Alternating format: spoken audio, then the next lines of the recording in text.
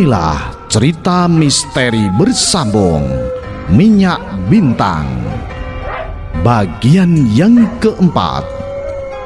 Kemunculan teror misterius, ditulis oleh Neno Kristiandi Nelis dengan pembawa cerita Ki Banu Asmoro.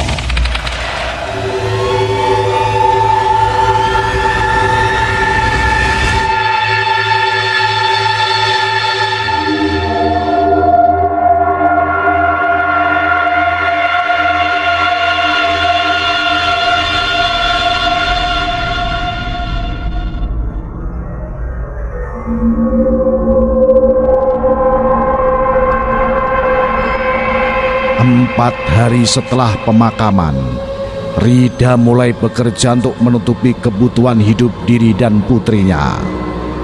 Uang pesangon yang ia dapatkan jumlahnya tidaklah seberapa, dan itu pun sebagian sudah habis untuk mengurus semua keperluan sebelum dan sesudah pemakaman.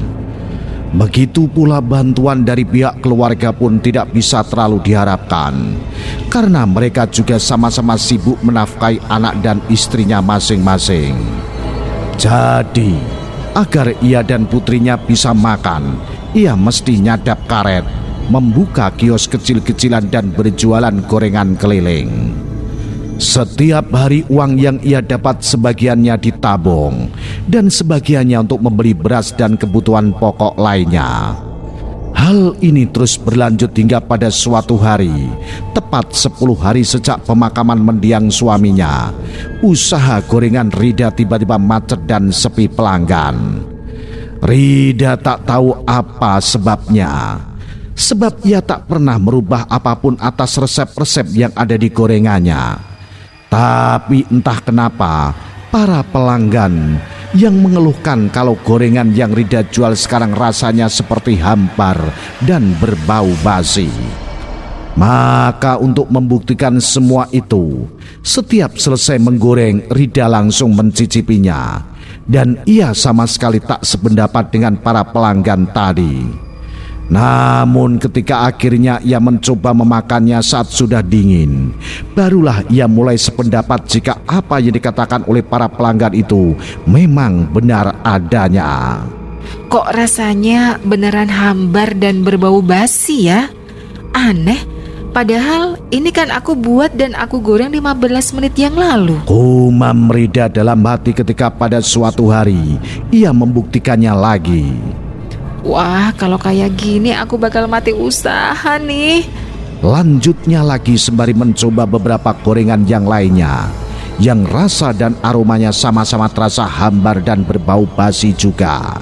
Mbak Rida, apa pernah merasa ada yang aneh nggak saat membuat gorengan itu? Hanya salah seorang sahabatnya, Arindu. Ketika malam harinya perihal ketidakenakan gorengan itu ia diskusikan dengan satu-satunya sahabat yang paling dipercayainya.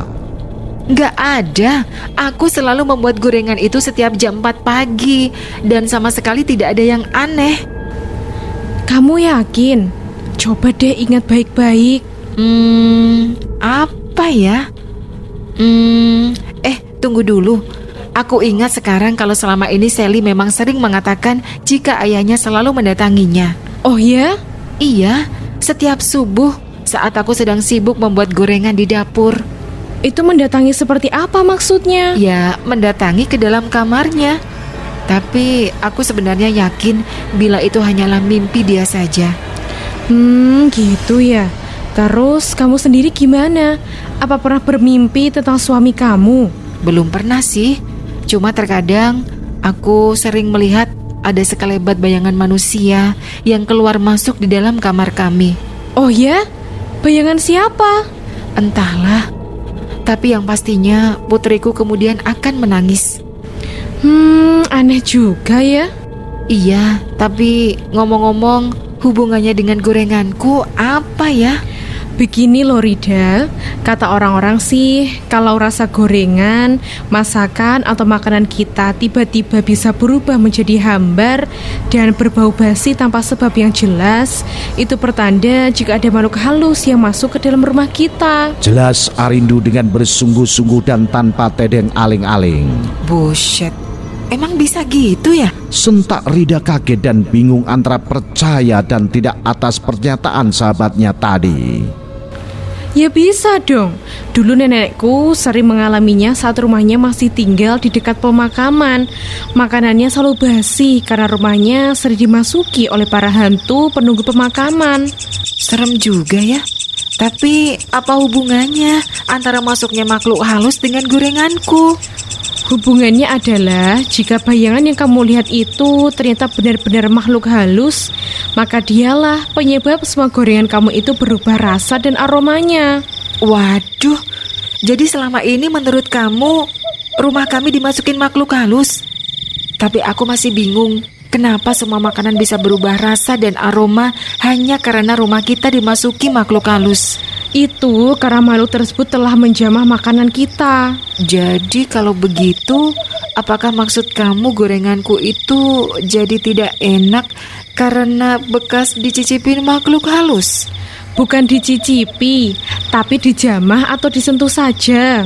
Apakah memang pasti begitu ya? Itu kan kata orang-orang, tapi tidak salahnya kalau kita curiga, bukan? Iya, kamu benar.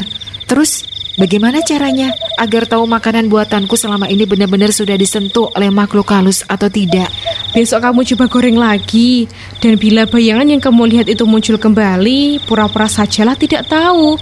Aku curiga jika bayangan itulah yang telah menjamah makanan kamu selama ini. Baiklah, akan aku coba.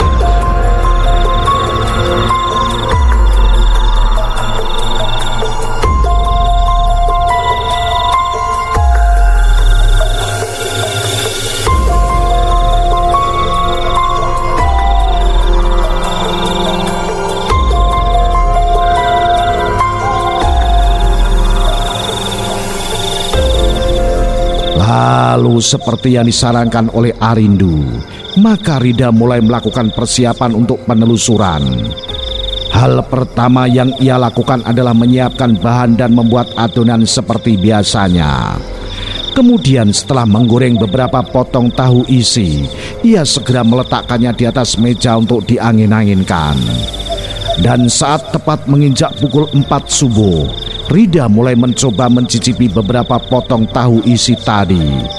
Namun sebelum sampai di mulut, tiba-tiba bulu kuduknya berderi dan hawa dingin segera menyergap sekujur tubuhnya.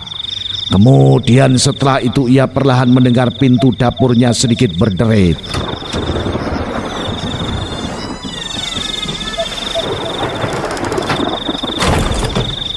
Tapi untuk hal ini Rida tak memperdulikannya, karena hal itu memang sering ia alami selama ini, dan baginya itu adalah hal yang biasa saja. Jadi ia tetap lanjut memakan sedikit demi sedikit dari tahu isi yang ia goreng tadi. Rasanya enak dan tidak hambar kok. Dan aromanya juga wangi nih. Umam Rida dalam hati. Berarti makananku selama ini bebas dong dari sentuhan makhluk halus. Lanjutnya lagi dengan yakin. Namun baru saja ingin melahap habis sisa tahu isi yang ada di tangannya, mendadak ia mendengar putrinya menangis keras.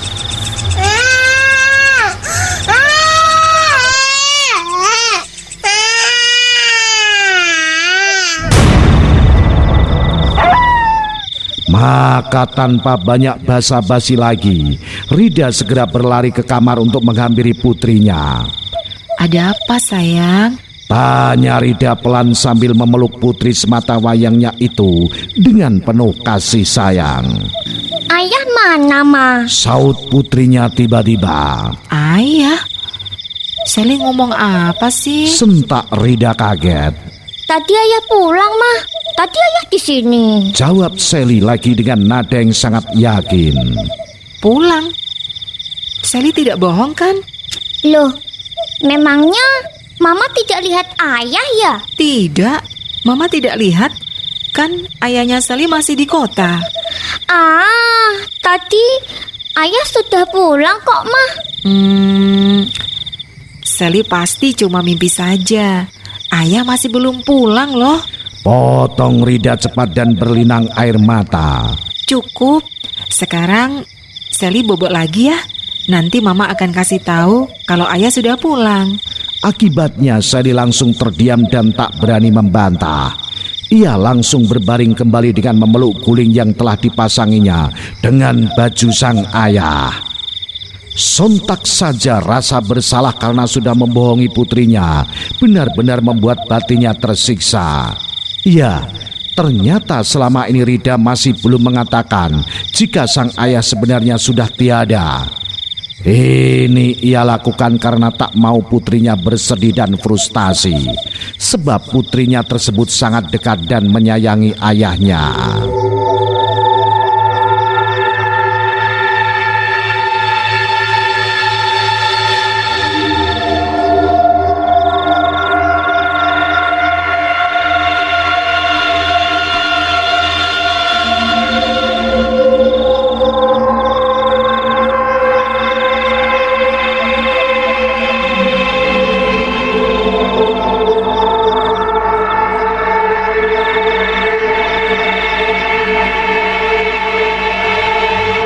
Nah, bagaimanakah kisah selanjutnya?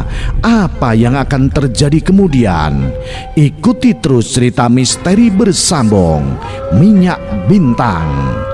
Ditulis oleh Neno Kristiandi Nelis. Salam Jimatres, salam satu misteri. Au.